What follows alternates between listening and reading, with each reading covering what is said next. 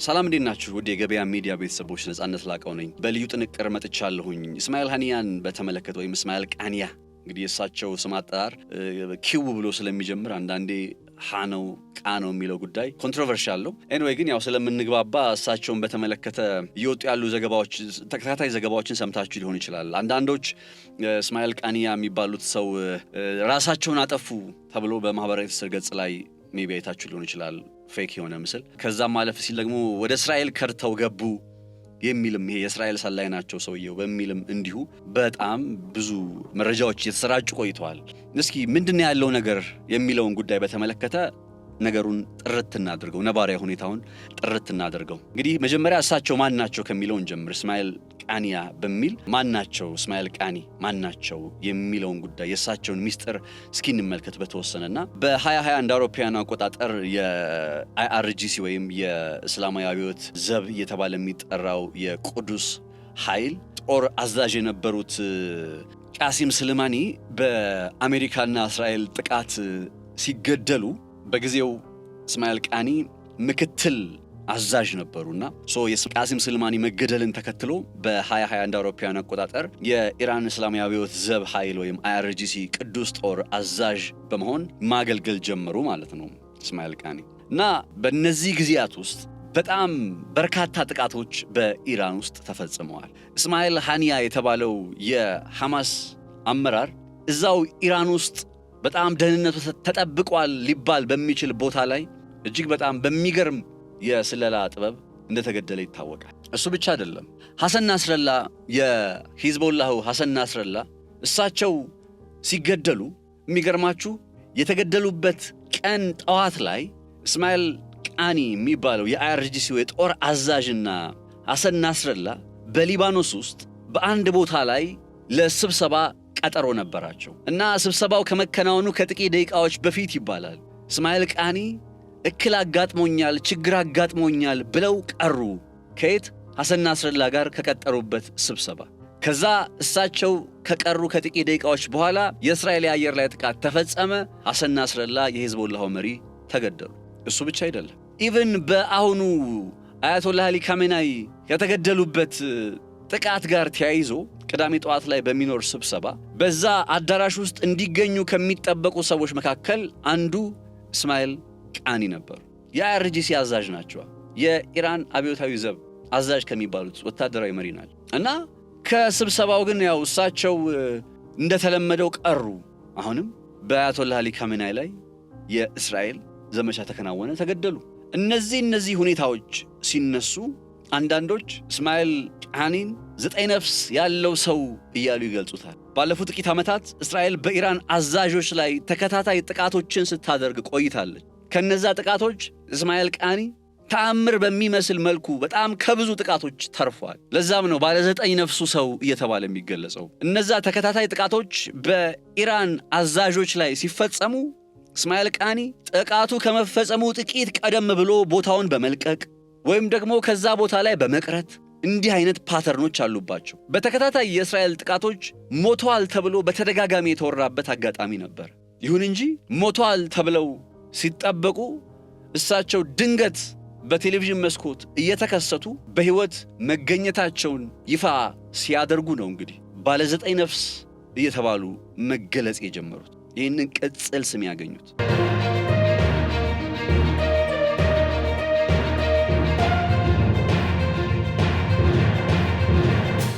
የእስማኤል ቃኒ በተደጋጋሚ ከጥቃት መትረፍ በስለላው አካባቢ ባሉት መዋቅሮች ውስጥ ጥያቄ አስነስቷል። በተለይ እስራኤል የምትፈጽማቸው ጥቃቶች እጅግ በጣም ኢላማቸውን የጠበቁ በጣም ፕሪሳይስ ናቸው። አስቡት። ለምሳሌ እስማኤል ሀኒያ የሚባለው የሐማሱ መሪ ሲገደል እኮ ክብራትና ክብራ እንደምታውቁት ኢራን ውስጥ መሱድ ፔዜሽኪያን ከተመረጡ በኋላ አዲስ ፕሬዝዳንት ከተመረጠ በኋላ ኢብራሂም ሬሲ በሄሊኮፕተር አደጋ ሞተው የኢብራሂም ሬሲ ምትክ ሆነው መሱድ ፔዜሽኪያን ሲመረጡ የእሳቸው ክብረ በዓል ላይ ባለ ሲመት ላይ ለመገኘት ነው ወደ ቴህራን ሄዱት እስማኤል ሀኒያ። እስማኤል ሀኒያ ማለት የሐማሱ መሪ ከሚባሉት ውስጥ በተለይ የውጭ ጉዳዮችን የሚመሩ ሰው ነበሩ እና የእሳቸው ማረፊያ ቦታ በፕሬዝዳንቱ በመንግስታዊ ስርዓት በአያቶላህ ቤተ መንግስት ቅጥር ግቢ ውስጥ የተሰራ ከፍተኛ አመራሮች ደህንነቱ በተጠበቀበት ቦታ ላይ እንዲኖሩ ተብሎ አስቡት። በቃ 4 ኪሎ ግቢ ውስጥ የተሰራ መኖሪያ ቤት በሉት፣ ቅንጡ ቤት በሉት እና እስማኤል ሀኒያ ማረፊያቸው የነበረው በዛ በቤተ መንግስት ውስጥ ባለ ቤት ውስጥ ነው። የሚገርማችሁ ግን ቀድሞ እዛ ቤት ውስጥ ቦምብ ተጠምዶ ነበር። አስቡት 4 ኪሎ ነው ብለን ብናስብ 4 ኪሎ ውስጥ ያለ ቤት ውስጥ ቀድሞ ቦምብ ተጠምዶ እስማኤል ሀኒያ እዛ ቤት ሲገቡ ተጠብቆ ቦምቡ የፈነዳውና እስማኤል ሀኒያ የተገደሉ። እንዲህ ፕሪሳይስ የአያቶላህን ተመልከቱት። አሁን ባለፈው የሐሰን ነስረላህን ተመልከቱት። በጣም ፕሪሳይስ ኢላማቸውን የጠበቁ ናቸው። ይሄ ኢላማቸውን የጠበቁ የመሆናቸው ጉዳይ በእርግጥም እስማኤል ቃኒ እሳቸው ላይ ጥያቄ እንዲነሳ የሚያደርግ ምክንያት ሆኗል። በተደጋጋሚ ከጥቃት ይተርፋሉ እኚህ ሰውዬ።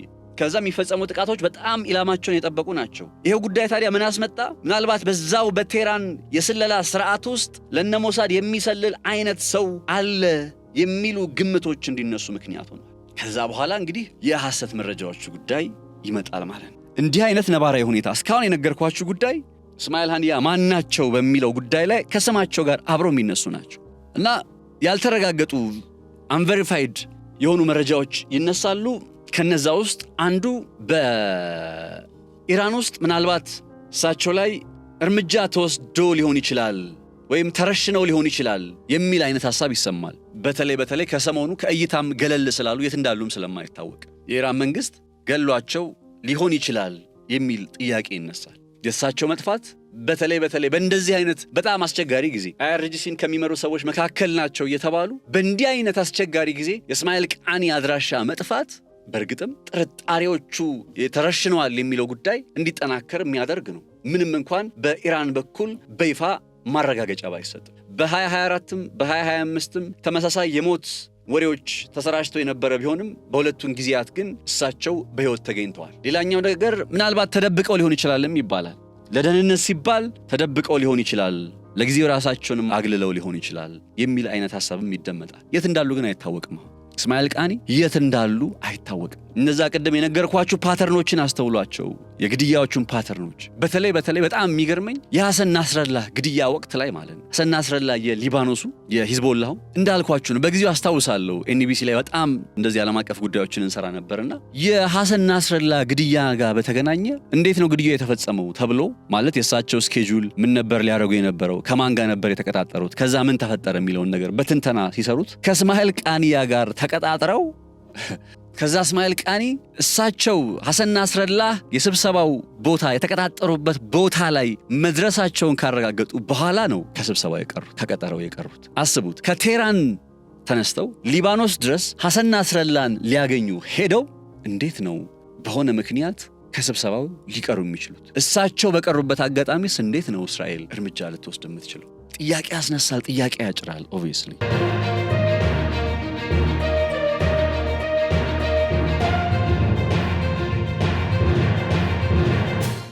አሁን ላይ እስማኤል ቃኒ የት እንዳሉ ስለማይታወቅ ይገደሉም ይረሸኑም ወር ይደበቁም በዚህ ጉዳይ ላይ ምናልባት እንግዲህ ዛሬ እኔ ዘገባ እስከምሰራበት ሰዓት ድረስ ምንም የተባለ ነገር የለም። ወደ በኋላ ላይ አዲስ ነገር ከመጣ አላቅም። ግን ምንም ነገር ስለሌለ ለሐሰት መረጃዎች ነገሩ ተመቻቸ። ይሄን አጋጣሚ ደግሞ ማን ተጠቀመበት ብትሉ የፕሮጁ የሆኑ ለአይሁድ የሚወግኑ የማህበራዊ ትስስር ገጾች ለፕሮፓጋንዳ ግብአት ያውሉት ጀመር። እንዴት ነው ለፕሮፓጋንዳ ግብአት ያውሉት የሚገኘው? አንዳንዴ ራሱን አጠፋ የሚል አርቲፊሻል ወይም የተቀነባበረ ዲፕ ፌክ የሆነ ምስል የቪዲዮ ምስል ይለቃሉ።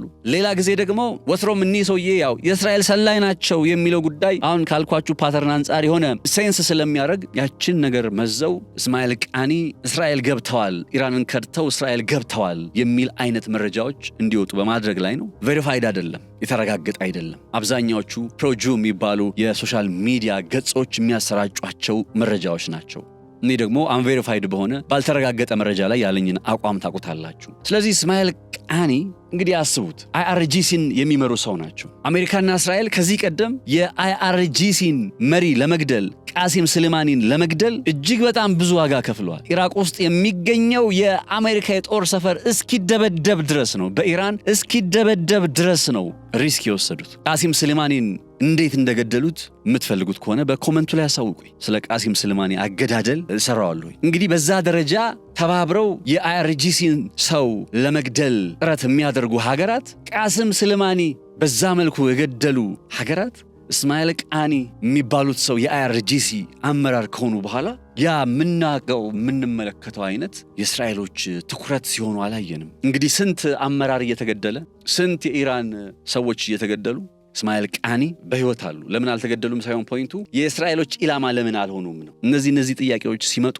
በእርግጥ እኚህ ሰው ከጀርባ የሆነ ማናቀው አይነት ማንነት አላቸው ይሆን እንዴ የሚለው ጥያቄ ወደ አእምሮ ይመጣል። በነገራችን ላይ እስራኤሎች በሞሳድ በኩል የኢራንን የደህንነት መዋቅር ሰርስረው መግባት የሚችሉበት አጋጣሚ በጣም ተደጋግመዋል። እንዲያውም አንድ ፊልም ሁላ ተሰርቷል። በእውነተኛ ታሪክ ላይ የተመሰረተ ፊልም ተሰርቷል። ስፓይ የሚል ተከታታይ 7 ነው 8 ክፍል ያለው ፊልም ተሰርቷልና ሜቢ ጊዜው ካላችሁ ተመልከቱት። ስፓይ የሚለውን ሰላዩ የሚለውን የአንድ እስራኤላዊ ሰላይ በኢራን ውስጥ ገብቶ እንዴት የራሳቸው የኢራናውያን ሰው መስሎ ሚስጥራቸውን እንዴት አሳልፈው እንደወሰደ፣ እንዴት ዋጋ እንዳስከፈላቸው፣ እንዴት ብዙ ጉዳት እንዳደረሰባቸው የሚያሳይ ፊልም ነው እና አሁን የቃሲም ስልማኒን ጉዳይም ስመለከት እንደ ፊልም ይመስለኛል። አንዳንዴ የሆነ ሚስጥር አለ፣ የሆነ ነገር አለ። አስቡት እኮ አልኩኝ። ለሶስተኛ ጊዜ ልንገራችሁ። ሐሰን ናስረላ ጋር ተቀጣጥረው በቃ እዚህ ቦታ ላይ እየመጣው ነው ብለው ተነጋግረው ከቴራን ለዚህው ዓላማ መጥተው እንዴት ነው በዛ ማለዳ የነክል ገጠመኝ ብለው የሚቀሩት? ግራ የሚገባኝ እኮ እሱ ነው። ለዛም ነው ሰምሃው እስማኤል ቃኒን በተመለከተ በጣም ብዙ ፋብሪኬትድ የሆኑ ነገሮች የሚሰሙት። አሁን እኔ ካልኳችሁ ተነስቶ በቃ እኚህ ሰውዬማ የእስራኤል ሰላይ ናቸው ብሎ መደምደም ይቻላል። ነገር ግን ጋዜጠኝነት ላይ ስትመጡ አንቬሪፋይድ ነው ብላችሁ መናገር አለባችሁ። ድምዳሜ መስጠት አትችሉም። እስከሚረጋገጥ ድረስ ድምዳሜ መስጠት አይቻልም። እርግጥ ነው ከአይን ተሰውረዋል። እርግጥ ነው የት እንዳሉ አይታወቅም። የሚሰማችሁ ስሜት ሌላ የሚያጠናክር ነገር ነው።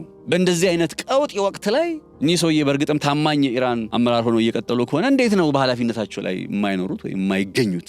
ኢራን አስራ እየመረመረቻቸው ይሆን ወይስ ምን? ምንም የሚታወቅ ነገር የለም። እስማኤል ቃኒ የተባሉት የኢራኑ አይአርጂሲ ወይም ኢራን አብዮታዊ ዘብ አዛዥ ግን እውነቴን ነው የምነግራችሁ ከጀርባቸው አንዳች ነገር አለ የሚያስብል አይነት ሁኔታዎች አሉ፣ ጠቋሚ ነገሮች አሉ። አጋጣሚ ሊሆን ይችላል። በእርግጥ ጥቃት ከመፈጸሙ ከጥቂት ደቂቃዎች በፊት ወጥተው ሲሄዱ እሳቸው ከወጡ ከጥቂት ደቂቃ በኋላ ጥቃቱ ይፈጸማል። እንዳልኳችሁ ለስብሰባ በተቀጣጠሩበት ሰዓት ላይ ሲቀሩ ጥቃቱ ይፈጸማል። ከነ ነስረላህ እስከነ አያቶላህ። ይሄ ሁሉ ነገር እንዴት ሊሆን ይችላል? ወትሮም እኚህ ሰው የእስራኤል ሰላይ ይሆኑ እንዴ? እንደዛ ብዬ አላምንም። ሊሆኑም ይችላሉ፣ ግን እርግጠኛ መሆን አይቻልም። እርግጠኛ መሆን የሚቻለው እስማኤል ቃኒ የተለያዩ ግድያዎች ከመፈጸማቸው ከጥቂት ደቂቃዎች በፊት ህንፃውን ለቀው ሲወጡ፣ ለስብሰባ ከተቀጣጠሩበት ሲቀሩ፣ እነዚህ ሁኔታዎች እውነት ናቸው። ከታማኝ ሚዲያ ምንጮች ያገኘዋቸው ናቸው እነዚህ መረጃዎች። በእርግጥ ግን እሳቸው የእንትን ሰላይ ናቸው በሚለው ላይ ይህ ነው የሚባል ቬሪፋይድ ነገር የለም። ራሳቸውን አጥፍተዋል፣ ይህ ነው የሚባል ቬሪፋይድ ነገር የለም። ስለዚህ ነገሮች ውስጥ ከሚጠሩ ድረስ መጠበቅ ይፈልጋል። በማህበራዊ ትስስር ገጾች ላይ የምትሰሟቸውን የምታያቸውን ነገሮች አንዳንዴ የግድ ቼክ ማድረግ ይፈልጋል። የግድ ይሄ በሀገር ውስጥ ጉዳይም ቢሆን እንደዛው ነው። በቃ የፕሮፓጋንዳ ጦርነት አንዱ የጦርነት አካል ስለሆነ ኢንፎርሜሽንና ዲስኢንፎርሜሽን ምን አይነት መረጃ ነው የማየው ፊልተር ማድረግ የግድ ይፈልጋል። አለበለዛ የተንሸዋረረ አይነት መረዳት ውስጥ ስለሚያስገባ ማለት ነው። ምን እንደምትሉ ብሰማ ደስ ይለኛል። በዚህ ጉዳይ ላይ ሐሳባችሁን ከታች በኮመንት መስጫው ሳጥን ላይ ያስቀምጡልኝ። እስማኤል ቃኒያ በእርግጥ የእስራኤል ሰላይ ናቸውን ነው ወይንስ ምንድን ናቸው? ከግድያዎቹ ጋር በተገናኘ እሳቸው አስተዋጽኦ ይኖር ይሆንን ነው ወይስ ምንድን? እናንተ የሚሰማችሁትን ነገር በኮመንት መስጫው ላይ አስቀምጡልኝ፣ እመለከታችኋለሁ። እኔ እስማኤል ቃኒያን በተመለከተ አጠር ያለ መሰናዶዬ ይህን ይመስል ነበር። አብራችሁ ስለነበራችሁ እጅግ በጣም አመሰግናለሁኝ።